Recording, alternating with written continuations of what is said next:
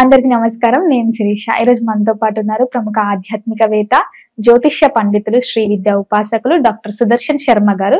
గురుగారితో మాట్లాడదాం. గురుగారు నమస్కారం. నమస్కారం అమ్మా. గురుగారు, ముఖ్యంగా చూసుకుంటే ఈ నవంబర్ మాసంలో కన్యా రాశి వారికి ఎలా ఉండబోతుందంటారు? ప్రధానంగా కన్యా రాశి గురించి తెలుసుకోబోయే ముందు అసలు దైవ ప్రార్థన చేసుకుందాం తల్లి. మాతర్మే మధు కైట భగ్ని మహిష ప్రాణాపహారోద్యమే హేలా నిర్మిత ధూమ్రలోచన వదే హే చండముండార్దిని నిశేషీకృత రక్త బీజదనుజే నిత్యేను శుంభావహే శుంభధ్వంసిని సంహరాసు దురితు దుర్గే నమస్తే అంబికే. శ్రీ దుర్గా పరాదేవతాయ నమో నమః. శ్రీ మహాగణాధిపతయ నమో నమః. శ్రీ గురుభ్యో నమో నమః. అస్మత్పితు చరణార విందాభ్యో నమో నమః. ప్రధానంగా ఈ యొక్క కన్యా రాశి యొక్క గోచార ఫలితాల గురించి తెలుసుకోబోయే ముందు ప్రధానంగా గోచారం అనేది మనిషి జీవనంలో 30% ఫలితాలు చూపిస్తున్నాం.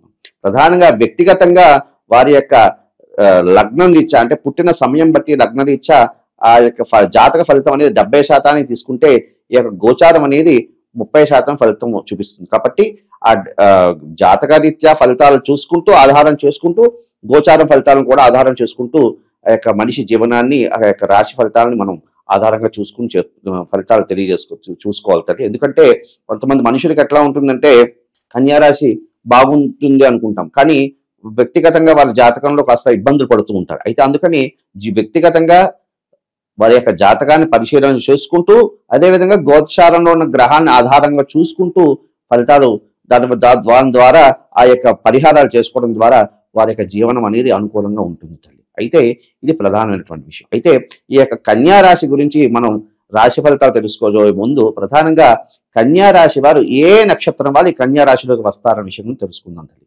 ప్రధానంగా ఉత్తర 2, 3, 4 పాదాలు, హస్త 1, 2, 3, 4 పాదాలు, చిత్త 1, 2 పాదాలు ఈ ఆ నక్షత్రం వారు ఈ కన్యా రాశిలోకి అంటే ఆ నక్షత్రం వారు ఈ కన్యా రాశిలో వాళ్ళకి సంబంధించిన వాళ్ళని మనం పరిగణలోకి వస్తారు. అయితే ప్రధానంగా తీసుకుంటే ఈ కన్యా రాశి వారి యొక్క ప్రస్తుత గోచారం ఏ విధంగా ఉందయ్యా అంటే, గోచారం గ్రహాలు ఏ విధంగా ఉన్నాయ్యా అంటే ప్రధానంగా తీసుకుంటే ద్వితీయంలో శుక్రుడు, అదేవిధంగా ద్వితీయంలో రవి, అదేవిధంగా తృతీయంలో కుజుడు, అదేవిధంగా బుధుడు, అదేవిధంగా ప్రధానంగా తీసుకుంటే షష్ఠ స్థానమందు రాహు సంచారించండి. ఈ షష్ఠ స్థానమందు రాహు సంచారం, అదేవిధంగా సప్తమ మందు శని సంచారం, అదేవిధంగా వ్యయస్థానమందు కేతు సంచారం, అదేవిధంగా ఏకాదశ మందు గురు సంచారం. ఈ యొక్క గ్రహగతులను ఆధారంగా తీసుకుంటే యొక్క కన్యా రాశికి అంత అనుకూలంగా లేదు. ఈ యొక్క మాసం నవంబర్ మాసం అంత అనుకూలంగా లేదు అని చెప్పుకోవచ్చు. ఎందుకు అంటే గ్రహగతులు అంత అనుకూలంగా లేవు తల్లి. ప్రధానంగా ఏది ముట్టుకున్నా కూడా అది మట్టి మశానం అయ్యేటట్లుగా కనిపిస్తున్నారు. ఎందుకు అంటే ప్రధానంగా శని ప్రభావం, శని అంత అనుకూలంగా లేదు. శని ప్రస్తుతం వక్రించాడు. దాని ద్వారా ఇబ్బంది అయినటువంటి పరిస్థితులు ఏర్పడడానికి అవకాశం అనేది ఉంది.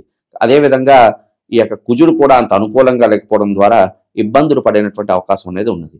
ఏ విషయంలో కూడా విఘ్నాలు ఎక్కువ, ప్రధానంగా విఘ్నాలు ఎక్కువ వస్తూ ఉంటాయి.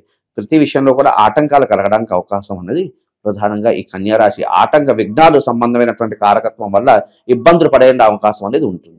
గురుగారు, అలాగే ఈ కన్యా రాశి వారికి విద్యార్థులకు ఎలా ఉండబోతుందంటారు ఈ మాసం అంతా? ప్రధానంగా విద్యార్థులు, ఈ కన్యా రాశిలో సంబంధించినటువంటి విద్యార్థులు చాలా కష్టపడి చదవాల్సి ఉంటుందమ్మా. ఎందుకు అంటే గ్రహగతులు అంత అనుకూలంగా లేవు కాబట్టి కష్టపడితేనే ఫలితం రావడానికి అవకాశం అనేది ఉంది. అలాగే ఉద్యోగం చేసే వాళ్ళకి ఎలా ఉంటుందంటారు? ఉద్యోగరీత్యా కూడా కాస్త ఉడుదుడుకు రావడానికి అవకాశం ఉంటుంది. కాస్త అధికారులతో చికాకులు, అధికారులతో మాట తినే యోగం అనేది కలుగుతుంది. ఎందుకంటే ప్రధానంగా తీసుకుంటే ఈ యొక్క వ్యయంలో కేతు సంచారం, అదేవిధంగా షష్ఠ స్థానంలో రాహు సంచారం వల్ల శత్రువులు, ఉద్యోగంలో శత్రువులు, వాటి ద్వారా ఇబ్బందులు కలిగి కాస్త అధికారులతో ఇబ్బంది పడేటటువంటి పరిస్థితులు సూచిస్తున్నాయమ్మా. ఇది ప్రధానమైనటువంటి విషయం. అదేవిధంగా ఉద్యోగ ప్రయత్నం చేస్తున్న వారు కూడా ప్రధానంగా ప్రథమంలో విఘ్నాలు వచ్చినా అంతిమంలో విజయం సాధించడానికి అవకాశం అనేది ఉంది. అలాగే గురుగారు, ఉద్యోగం మారాలి అనుకుంటున్న వాళ్ళకి ఎలా ఉంటుంది? ప్రస్తుత కాలంలో ఉద్యోగం మారాలి అనుకున్న వాళ్ళు ఆ ప్రయత్నాన్ని విరమించుకోవడం చాలా ఉత్తమమైనటువంటి విషయం. అలాగే గురుగారు వివాహ యోగం, అలాగే వివాహం జరిగిన వారికి సంతాన యోగం ఉందంటారు. వివాహ యోగం అనేది ప్రస్తుత ఈ యొక్క మాసంలో కాస్త విఘ్నాలు కలిగినప్పటికీ కూడా ఈ వివాహ ప్రయత్నం గట్టి ప్రయత్నం చేస్తే వివాహం సిద్ధించడానికి అవకాశం అనేది ఉన్నది.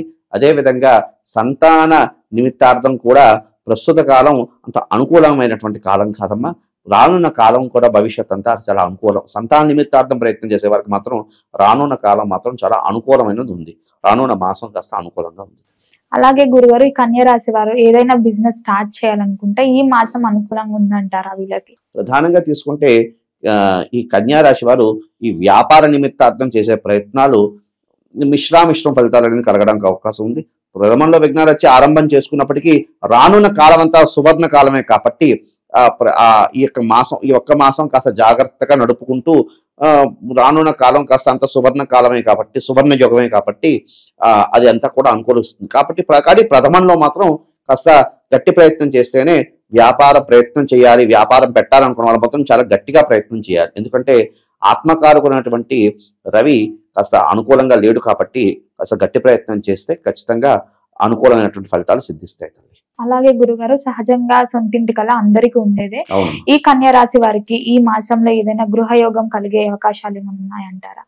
గృహయోగం అనేది ప్రస్తుత కాలంలో చాలా అనుకూలంగానే ఉన్నప్పటికీ ప్రథమంలో విఘ్నాలు కలగడానికి అవకాశం ఉన్నది. ఎందుకు అంటే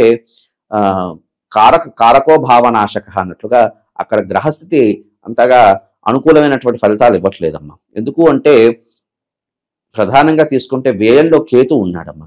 ఈ వ్యయంలో కేతు వల్ల కాస్త ఇబ్బంది కలగడానికి అవకాశం అనేది ఉన్నది. కాబట్టి ప్రథమంలో కాస్త విఘ్నాలు కలుగుతున్నాయి కాబట్టి కాస్త దైవ ఆరాధన చేసుకుని కాస్త గట్టి ప్రయత్నం చేయడం ద్వారా అనుకూలమైనటువంటి స్థితి ఏర్పడుతుంది.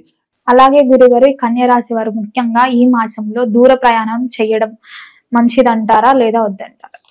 ప్రధానంగా ఈ కన్యా రాశి వారికి రాహు యొక్క స్థితి అనుకూలంగా ఉంది కాబట్టి దూర ప్రయాణాలు చేసే వాళ్ళు చాలా విశేషమైనటువంటి ఫలితాలు లభిస్తాయి.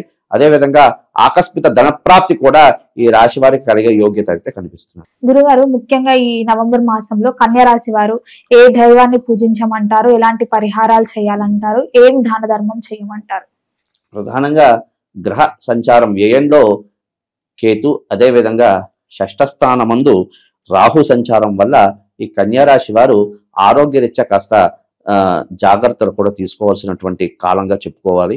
ఎందుకు అంటే షష్ఠ స్థానమందు రాహు సంచారం వల్ల కాస్త ప్రమాదాలు జరగడానికి అవకాశం ఉన్నది. కాబట్టి ఈ యొక్క కాస్త ఆరోగ్యరీత్యా జాగ్రత్తలు తీసుకోవాలి. అయితే ప్రధానంగా ఏ దేవతల ఆరాధన చేయాలి అంటే ప్రధానంగా ఈశ్వర ఆరాధన ఈ యొక్క కన్యా రాశి వారికి విశేషమైనటువంటి ఫలితాలు కలగడానికి అవకాశం ఉన్నది.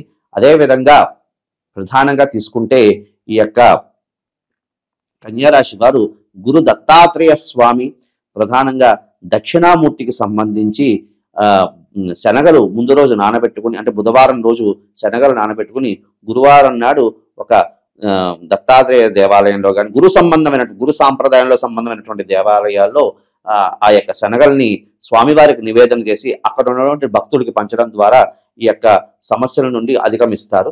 అదేవిధంగా కార్యసిద్ధి విశేషంగా కలగడానికి అవకాశం అనేది ఉన్నది. అదేవిధంగా అవకాశం ఉన్నవారు ఈ యొక్క కన్యా రాశి వారు విశేషంగా ఈ యొక్క ప్రస్తుత కాలం అంతా కూడా శివకేశవులకి భేదం లేనటువంటి కాలం. అదేవిధంగా శివారాధనకి విష్ణు సంబంధమైన ఆరాధనకి విశేషమైనటువంటి కాలం కాబట్టి అవకాశం ఉన్నవారు కార్తీక మాసంలో శక్తి ఉన్నవారు విశేషంగా పాశుపత హవనం చేయించుకోవడం ద్వారా విశేషమైనటువంటి ఫలితాలు కలగడానికి అవకాశం అనేది ఉంది. మొత్తం మీద గురుగారు ఈ నవంబర్ మాసంలో కన్యా రాశి వారికి ఎలా ఉండబోతుంది, ఎలాంటి జాగ్రత్తలు తీసుకోవాలి, ఎలాంటి పరిహారాలు చేయాలి, ఏ దైవాన్ని పూజించాలో తెలియజేసినందుకు ధన్యవాదాలు. నమస్కారం.